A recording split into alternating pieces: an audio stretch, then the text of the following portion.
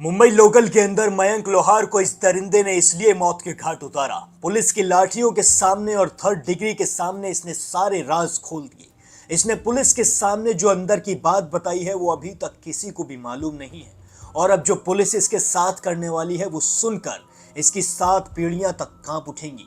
हो सकता है कि इसे फांसी की सजा भी हो जाए। हो सकता है कि इसका वो हाल हो जाए जिसे देखकर कोई अपनी पूरी जिंदगी में भी इस तरीके के कांड को करने से पहले लाखों बार सोचे जरूर।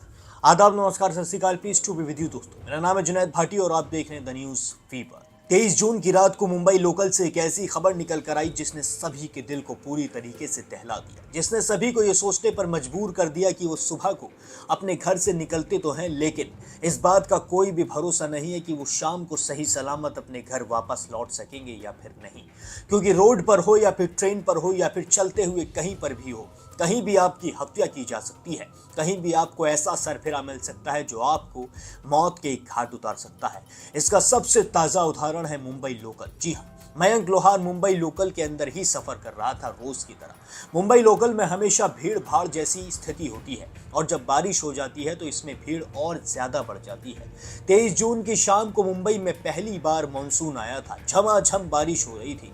लोगों के दिल खुश भी थे क्योंकि बहुत दिन बाद गर्मी से उन्हें राहत मिली थी। लेकिन मुंबई लोकल के अंदर बहुत ज्यादा ही भीड़ बढ़ गई थी। इसी दौरान मयंक लोहार भी इसी मुंबई लोकल में सफर कर रहा था। मयंक लोहार के साथ एक और शख्स इस मुंबई लोकल के अंदर ट्रेन कर रहा था जिसका नाम है रोशन सुवर्णा। जी हाँ, रोशन सुवर्णा एक दबंग प्रवृत्ति का इंसान है, गुंडा प्रवृत्ति का इंसान है मैं तो कहूंगा। उसके पास पहले से ही चाकू मौजूद था।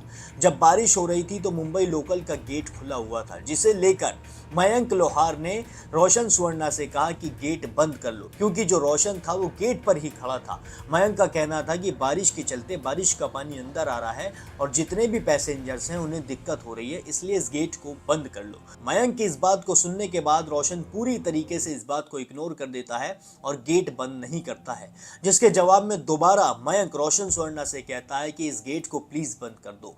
लेकिन रोशन सुवर्णा गेट बंद करने की बजाय उल्टा मयंक को गालियां देने लगता है। इसके जवाब में मयंक भी रोशन को गाली सुनाता है, लेकिन देखते ही देखते इनकी जो मुंहजोरी होती है ये हाथापाई में बदल जाती है। देखते ही देखते रोशन सुवर्णा अपनी जेब से चाकू निकालता है और मयंक के ऊपर एक के बाद एक वार करने शुरू कर देता है। और जितने भी लोग उस वक्त मुंबई लोकल में होते हैं वो सब मूकदर्शी बनकर देखते रहते हैं। जी हाँ, आप सोच कर देखिए, उस वक्त वहां पर सैकड़ों की भीड़ थी।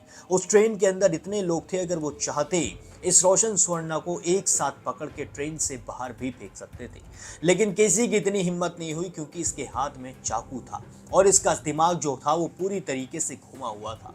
लोगों को डर था कि ये चाकू उन्हें भी ना मार दे, क्योंकि इसने मयंक को इतनी बुरी तरीके से चाकू से गोदा था जिसे देखना भी आपके लिए बहुत ज्यादा मुश्किल हो सकता है। ऐसी वीडियो निकल कर सामने आई है जो मैं आपको दिखा भी नहीं सकता हूँ।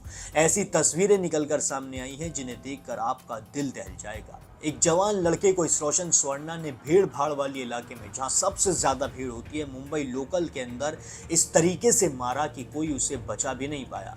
देखते ही देखते जब ये बहुत सारे वार करने लगता है मयंक लोहार पे, तो अचानक से लोग मयंक को बचाने की कोशिश करते हैं और वहां पर जीआरपी भी पहुंच जाती है, यानी कि गवर्नमेंट रेलवे पुलिस भी वहां पर पहुंच जाती है। और पुलिस को देखते ही ये रोशन सुवर्णा वहां से भाग जाता है।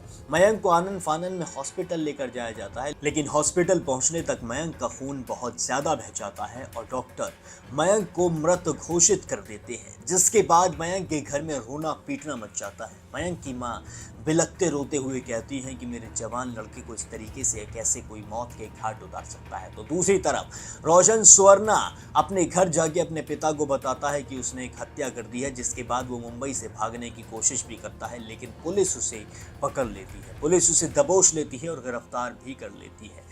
जब पुलिस ने मयंक सुवर्णा से सख्ती से पेश आकर पूछा तो उसने सारे राज उगल दिए और अब वो और भी बड़े बड़े राज उगल रहा है। हो सकता है कि मयंक को सिर्फ लोकल ट्रेन में हुई बहस के चलते ना मारा गया हो, बल्कि इसके पीछे कोई बहुत बड़ी साजिश हो जिसका बदला रोशन सुवर्णा ने मयंक से लिया हो, नहीं तो इतनी छोटी सी बात के लिए मयंक को ऐसे मारना बहुत ज़्यादा ही अजीब बात होती जा रही है। जी हाँ, ऐसी चीज़ें मुंबई लोकल के अंदर रोज़ होती हैं। रोज़ाना लड़ाई होती है, रोज़ाना बहस होती है, लेकिन वो बहस वहीं के वहीं ख़त्म हो जाती है। कोई बहस ऐसे हत्या तक नहीं पहुंचती है।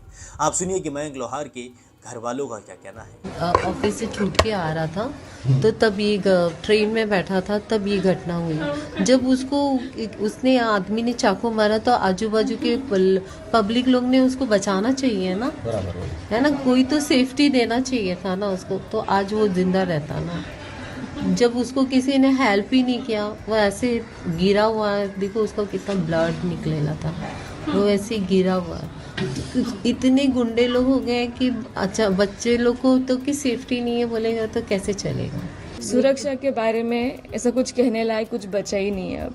अगर नॉर्मल ट्रेन में एक चाकू लेके घूम रहा है कोई इंसान, तो हमारी पुलिस कहाँ है, सेफ्टी कहाँ है, उसको ऑपरेट अगर मारा है, ऑपरेट करने वाले कहाँ है, सबसे मेन चीज़ लोग कहाँ हैं। ट्रेन खाली नहीं थी, ट्रेन में काफ़ी लोग थे, काफ़ी लोग के सामने हुई है घटना, ऐसे नहीं कि अनजान जगह पे हुई है। मेरा भाई कभी गेट पे ट्रैवल नहीं करता, कभी किसी से बात नहीं करता, कभी किसी से झगड़ा। ये पूरी बिल्डिंग में आप किसी से भी पूछ लो, मेरे बच्चे, घर के बच्चे कोई किसी से ज़्यादा बात ही नहीं करते, आराम से अपने अपने में ही है। 21 साल का लड़का है, वो पूरी ज़िंदगी पड़ी है उसके सामने, पूरी दुनिया पड़ी थी। 21 साल के बाद अगर ये हादसा हुआ है तो फिर अगर पुलिस क्या कर रही है चाकू लेके, आज मेरा भाई गया, कल किसी और का जाएगा। और ये होगी, ऐसा नहीं कि नहीं होगी, आज बंद नहीं हुई है, अगर हो गई होती तो मेरे भाई के साथ नहीं होती।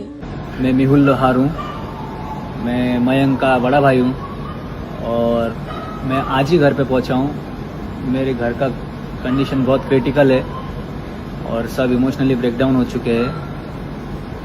मैं बस मेरे भाई के जस्टिस के लिए बोलना चाहूँगा कि वो मर्डरर तो पकड़ा गया है, या फिर उसको फांसी दो या फिर एनकाउंटर करो। मैं बस इसीलिए कह रहा हूँ कि आज जो मेरे भाई के साथ बीता है वो कि भाई किसी और भाई के साथ ना बीते, क्योंकि बहुत मुश्किल होता है अपने भाई को मरता हुए सामने देखना। ये ना होए, और ये हमारे मुंबई में हो रहा है, आज कल कहीं और ना हो।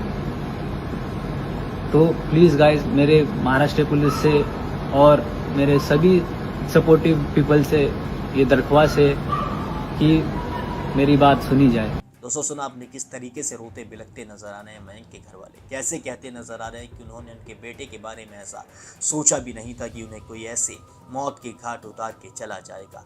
अब रोशन सुवर्णा को फांसी की सज़ा अगर नहीं हुई तो ऐसे लोगों के हौसले बुलंद होते जाएंगे और ऐसे ही मुंबई लोकल में आए दिन एक मयंक मरता रहेगा। इसलिए रोशन सुवर्णा को कड़ी से कड़ी सज़ा होनी ज़रूरी है। अगर आप भी चाहते हैं कि मयंक को इंसाफ मिलना चाहिए तो आप भी कमेंट सेक्शन में जस्टिस फॉर मयंक लोहार ज़रूर लिखें, तभी मयंक के घर वालों को और मयंक को इंसाफ मिल सकेगा और इस जैसे रोशन सुवर्णा को कड़ी से कड़ी सज़ा हो सकेगी। बाकी और भी सारे अपडेट्स के लिए अगर आप चैनल पर नए हैं तो चैनल को सब्सक्राइब भी ज़रूर कर लीजिए।